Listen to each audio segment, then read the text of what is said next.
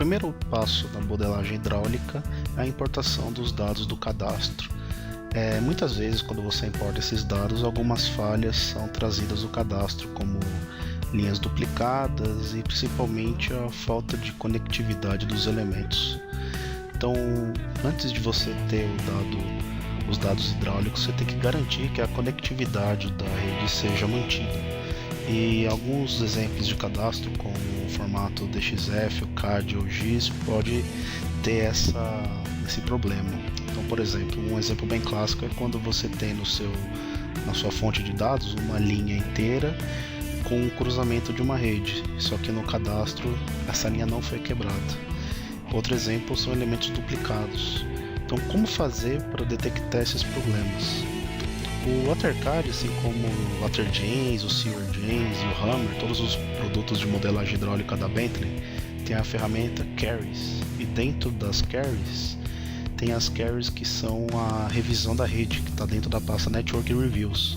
Então, a Carry, por exemplo, Orphan and Node, serve para detectar elementos duplicados ou sozinhos.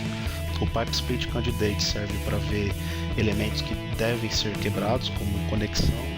E Duplicate Pipe são as linhas que com certeza têm sobreposição.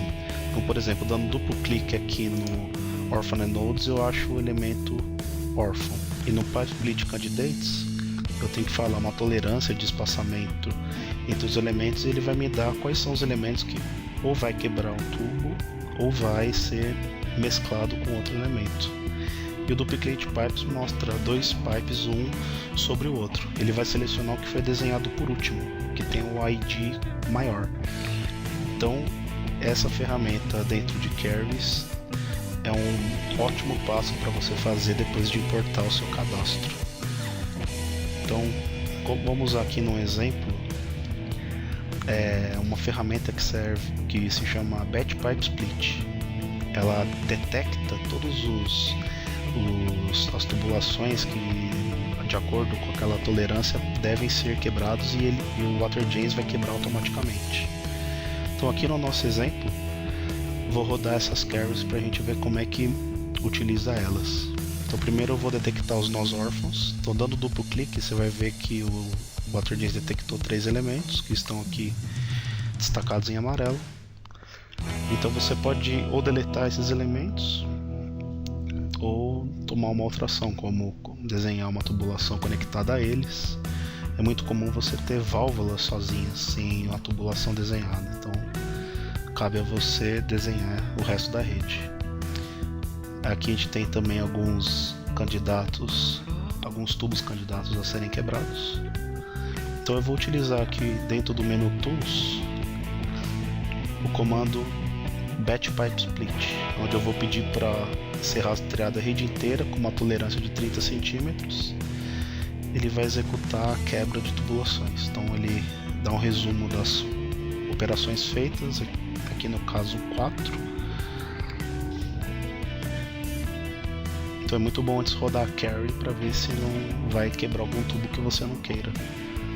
Outro comando bastante interessante é o comando que transforma alguns nós que vieram como junções e você quer transformar em outra. Então, por exemplo, aqui eu criei uma selection set com as junções que eu quero transformar em hidrante.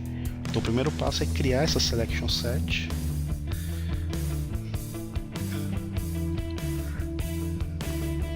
Para na sequência utilizar o comando que está no menu Tools chamado Batmorph, que é você metamorfizar elementos de acordo com uma selection set ou seleção em outro. Então eu vou trocar de junction para hidrante. Uma ótima ferramenta também. Às vezes no cadastro você não tem informações onde estão os hidrantes ou onde estão registros de manobra. Então esse comando é bastante interessante para trocar múltiplos elementos de uma vez só.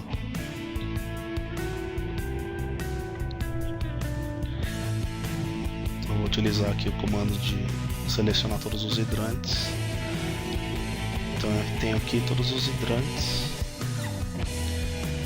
Eles estão pequenos, vou dar uma aumentada aqui pelo Element Symbology.